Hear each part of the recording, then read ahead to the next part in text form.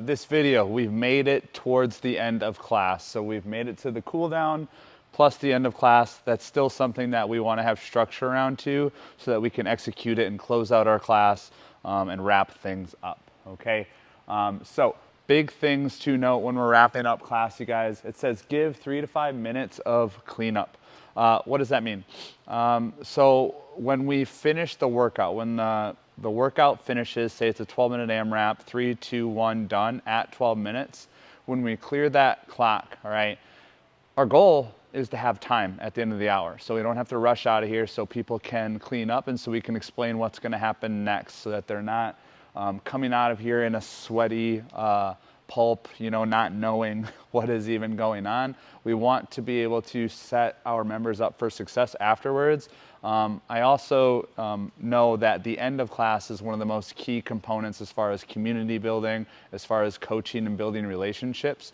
And that is made a lot more difficult when we end right at the end of the hour. So that can, you know, be a challenge because no 2 days of programming are the same. Timelines are always a little different, but 5 minutes is what we want to shoot for. In some cases, if we have a 2-part day or workout that exceeds the time of 30 minutes, or if we have 2 parts that both exceed the time of 30 minutes, then our goal can be moved to 3 minutes, but our 3 minutes of time left in class, I should say, okay? So we still want to aim for that breathability, okay? So that's what we want to shoot for, right?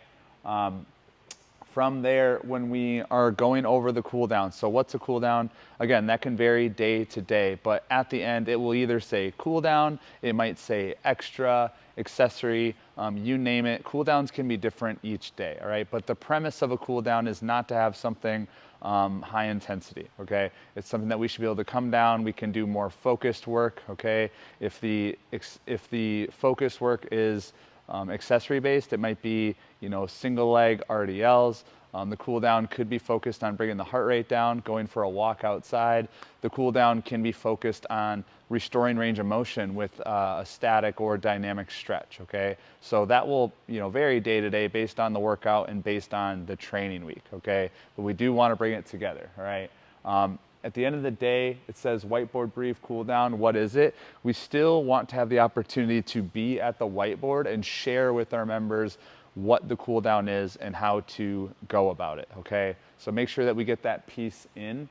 And like anything else that we do, we want to demonstrate the movement, all right? We don't want to, just because we get to the end of the workout, we've done, you know, all this hard work, and then we get to the end and we just assume that everybody knows, right? And it becomes more of a lazy form of coaching. We don't want that. We want to try to keep that level of coaching all the way to minute 60, okay? And the way that we do that is by actually demonstrating the movements with the same level of care and focus so that people know exactly what they need to do for the movement, okay?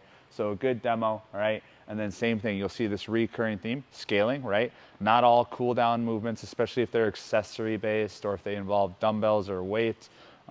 There might even be some movement complexity. We want to have our 1, 2, or 3 scalings that we can do for that. Sometimes it's volume, right? If it's accumulate 100 of something, 100 hollow rocks, that's a lot that most of our members aren't going to be able to jump to that high level of volume, okay? So coming ready, even with your scaling for those things, so that our members are doing what is appropriate for them as well, okay? And it says feedback, right? Again, it's the end of the hour, okay? Sometimes we can get passive in coaching and just let people do their thing because we've done the important stuff first. But we want to place that importance on the cool down as well in the movements. So we want to maintain and preserve the quality of the cool down that we do, okay? Now I will say it's made more easy in the cool down because the movement complexity is usually lower, but we still want to keep it there, okay? So aiming for feedback throughout the cool down is still something that we do, okay? The last bit, this is a big one, you guys. It says have an end to your class, okay? What does that mean? It just means that everyone in your class should know that it's done, okay? They shouldn't be looking up here wondering, hey, is it okay for me to leave? Or we start to see some part of the class leave and then others start doing other things, okay? We want to let them know, okay? By doing something like saying, thank you for coming today, okay? We can do what I call prefacing. So prefacing the next day of programming about what people can be getting into. It gets them excited about the next day. It encourages conversations. And it also allows us to talk to other people about the following day as well, okay? So just noting that, hey, thanks for coming today, you guys. That's all I have for you for our class today.